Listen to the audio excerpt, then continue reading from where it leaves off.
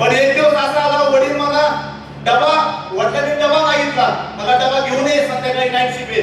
तर मी डबा घेऊन गेलो वडिलांकडे, आणि ज्यावेळी डबा घ्यायला गेलो मित्रांनो, त्या कंपनीचा मालक बाहेर आला, त्यावेळेस वडिलांनी असं केलं, असं सल्यूट केला. म्हणजे स्टाफ मधले ज्या वडिलांना मी हिरो म्हणून बघत होतो, साहेब म्हणून बघत होतो, त्या दिवशी एक दिवस वडिलांना सल्यूट करताना मी बघितलं.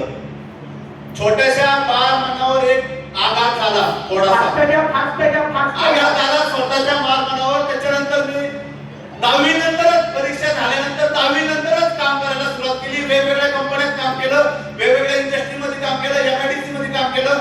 यश भेटलं नाही. हळूहळू चेक केलं, सगळ्या गोष्टी बघितल्या, परंतु काही यश भेटत नव्हतं. बिझनेस केला, फळांचा बिझनेस केला, यश भेटलं नाही. 3 वर्षापूर्वी 31 मे 2023 ला रियांश माझ्या जीवनात आली. रियांशने मला एज्युकेशन दिलं.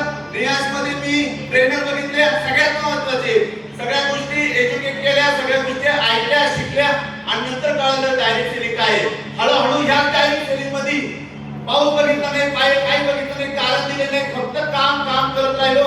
3 वर्षामध्ये 6 महिन्यात जेव्हा मी जॉईन झालो, 6 महिन्यात मी टाटा अल्ट्रोज घेतली. 6 महिन्यात 4 टाटा लागले मित्रांनो बिझनेसला. टाटा अल्ट्रोज नंतर टाटा सफारी आली.